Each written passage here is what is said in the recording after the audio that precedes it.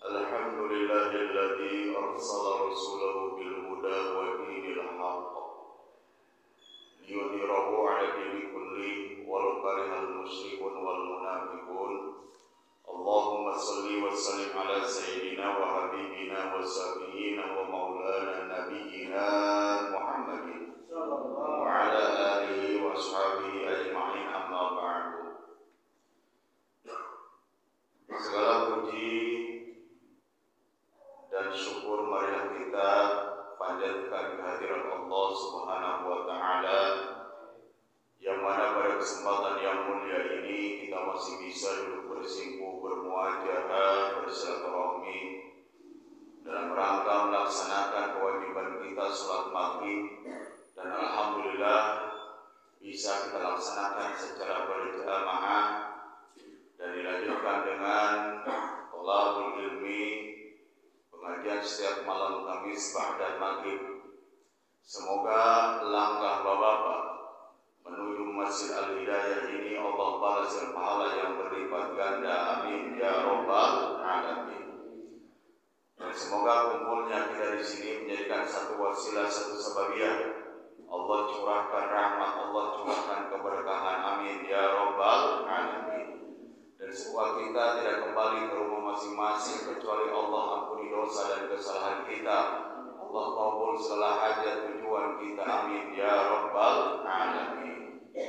Salawat dan salam marilah kita senantiasa limpahkan kepada manusia yang mulia, manusia yang agung, sayyidil wujud Nabi besar Muhammad sallallahu alaihi wasallam beserta para keluarganya, para sahabat-sahabatnya, para tabi'in wa tabi'ut tabi'innya, dan semoga yang hadir di sini dianggap sebagai umatnya dan telah mendapatkan syafaatnya dan akhirnya ke surganya Allah Subhanahu wa taala, amin ya rabbal alamin. Hadirin jamaah Al-Hidayah yang dimuliakan Allah Subhanahu wa taala, pada malam hari ini kita membahas materi tentang rukun iman. Pertemuan malam Kamis yang lalu kita membahas tentang rukun Islam. Sekarang kita membahas tentang rukun iman.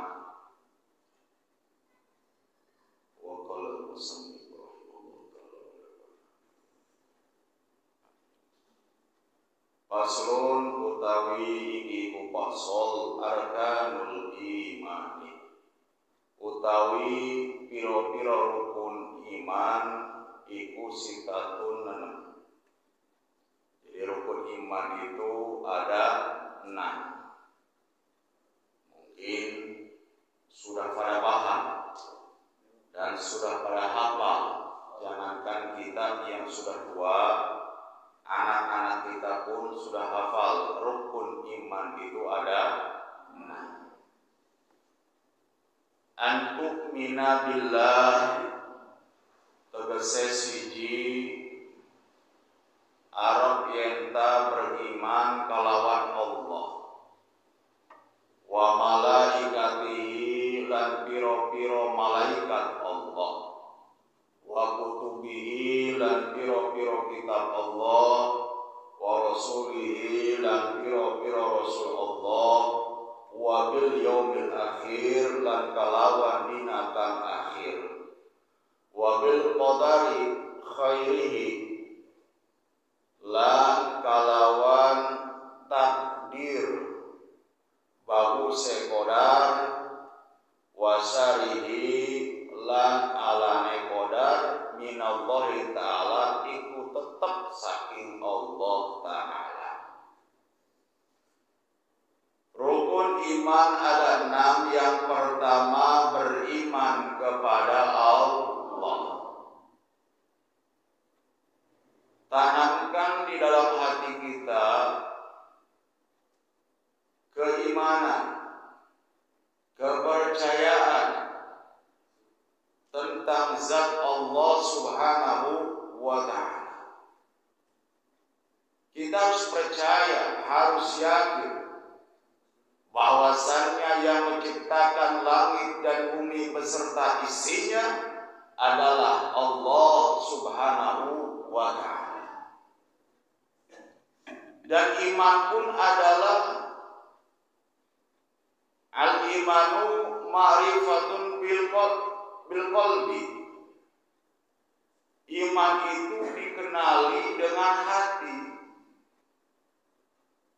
diucapkan dengan lisan, dan dikerjakan dengan anggota badan.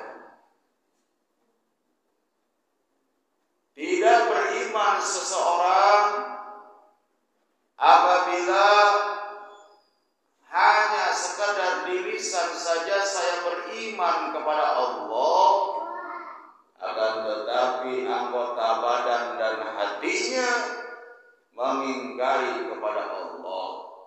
Badannya tidak digerakkan untuk sholat, badannya tidak digerakkan untuk melaksanakan kewajiban, hatinya pun mengingkari akan nikmat dari Allah, maka batal keimanan kepada diri kita. Na'udzubillahi min dzalik.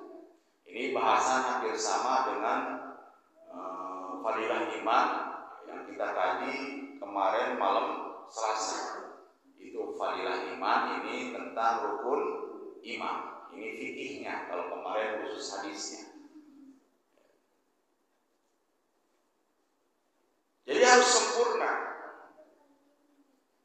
harus berfungsi antara tiga unsur: lisan, anggota badan, hati kita, agar iman kita sempurna. Akan tetapi memang keimanan umat Nabi Muhammad, khususnya kita, al-imanu yazidu wa yanqus. Iman itu kalanya bertambah dan berkurang. Kecuali Rasulullah, al-imanu yazidu la yanqus. Kalau Rasulullah bertambah dan tidak berkurang.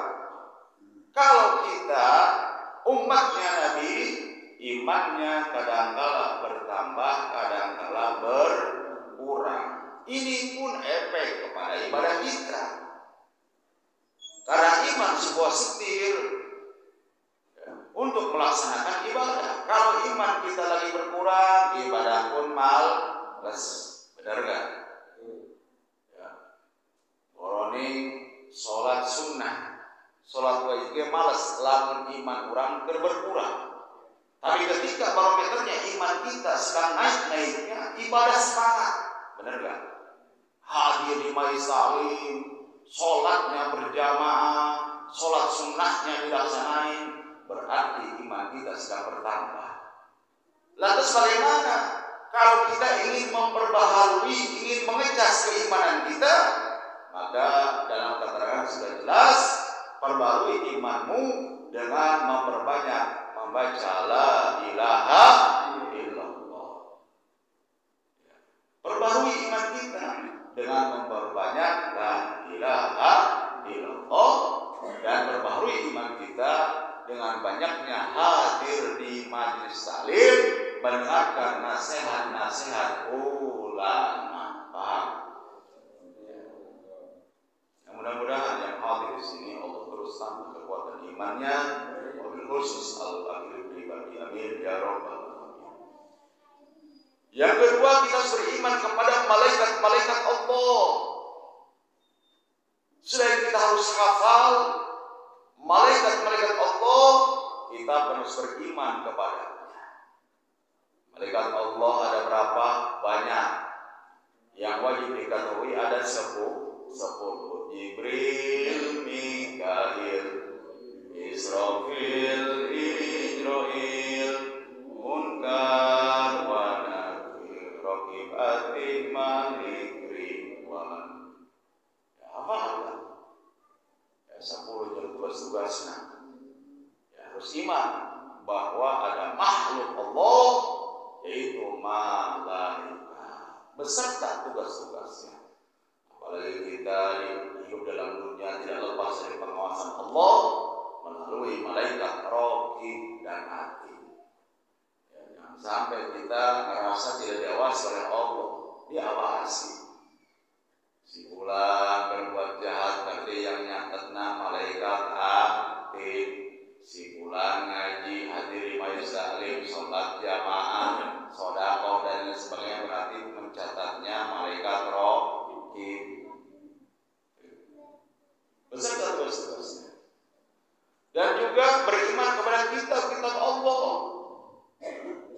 Dan yang terakhir kitab Allah semua disempurnakan oleh Al-Quran.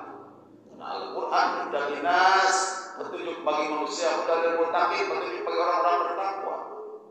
Tapi kita harus mengimani, percaya bahwasannya sebelum Al-Quran ada kitab-kitab terdahulu yang bernama kitab Taurat, Injil, Zabur, dan Al-Quran. Dan yang wajib kita amalkan umat Nabi Muhammad adalah Al-Quran. Selain membaca, wajib kita amalkan. Minimal baca heula, tadaruslah. Jangan sampai baca Al-Quran setahun sekali, Ramadan doang.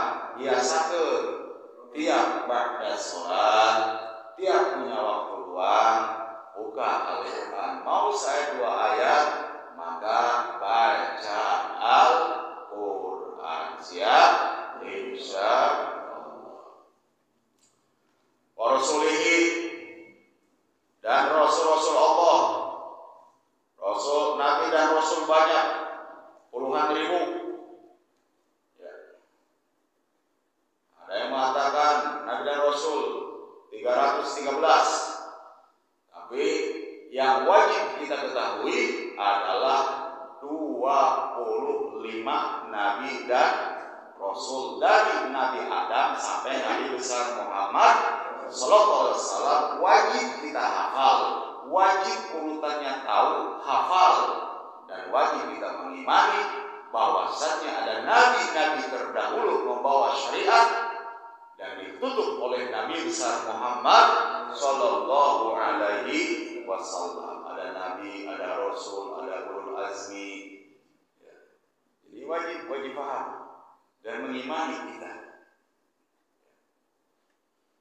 itu Nabi. Dan yang kelima, yakin, beriman kepada hari akhir, bahwasanya hidup dalam dunia ini keselamatannya enggak kekal dan abadi. Ada hari penutup, ada hari akhir, ada hari yang memang tidak ada hari lagi dalam dunia, yakni ditutup oleh yang disebut hari akhir, hari kiamat. Dan kelak di akhirat akan ada kehidupan kembali, akan tetapi kehidupan kembalinya baru di situ kekal, tidak ada kiamat ketika sesudah di akhirat. Kalau dunia ini fana, sementara, apa sih yang kita cari? Sementara dalam dunia sudah banyak contoh dan bukti bagaimana saudara kita, teman kita meninggal dunia. Ini tandanya hidup dalam dunia sementara. Kita tinggal nunggu giliran saja, antrian saja. Kapan dicabut oleh malaikat Israil? Fana, enggak kekal. Jangan mikirin dalam dunia kekal seenaknya, tidak. Di alam dunia ini sementara. Dunia ini fana, hanya untuk kita sebanyak-banyaknya nambah amal soleh, ngumpulin amal soleh. Buat apa? Buat mudik, buat dari akhir, agar kita mendapatkan surga. Nah, amal baik, amal soleh ini tiket menuju akhirat, menuju tempat yang begitu indah, tempat yang begitu mulia, yakni surga. Jadi kalau kita secara teori kita ukur ini tiket. Tiket. Kalau kita nggak mendapatkan tiket ke surga, ya ke neraka kan? Jadi makanya mumpung masih hidup, Allah masih beri kesempatan kita nafas, perbanyak amal kita, perbanyak amal soleh kita, berbuat baik. Mau ibadah yang sifatnya mahdoh, mau sifatnya ibadah seperti sholat dan sebagainya, ataupun sifat sosial ke masyarakat, maka perbanyak amal baik kita, karena dalam dunia tugas kita mengumpulkan amal soleh untuk bekal kelak di hari akhir. Dan kita harus percaya, iman bahwa ada hari akhir, hari penghabisan, hari penutupan. Paham? Nah, yang terakhir harus beriman kepada qada dan qadar, kepada takdir Allah. Mau takdirnya baik, mau takdirnya buruk, itu semua dari Allah Subhanahu wa Ta'ala, harus kita terima. Jangan protes, ini dari Allah. Mau datang takdirnya memang takdirnya baik, mau takdirnya buruk, maka semua itu datang dari Allah dan kita harus menerima akan takdir Allah.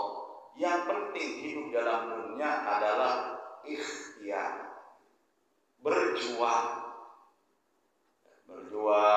ikhtiar untuk mendapatkan meninggalnya husnul khotimah. Terus berjuang, bagaimana berjuang untuk mendapat husnul khotimah, yaitu memperbanyak ibadah. Sugan mau nateh bersolat, sugan mau nateh berjihad, sugan mau nateh beralus segitu ya, pengajian kan berjuang, ikhtiar. Tidak mah takdirnya udah mau nakumah kan terserah Allah. Yang penting kita sudah ikhtiar untuk menuju yang namanya husnul khotimah.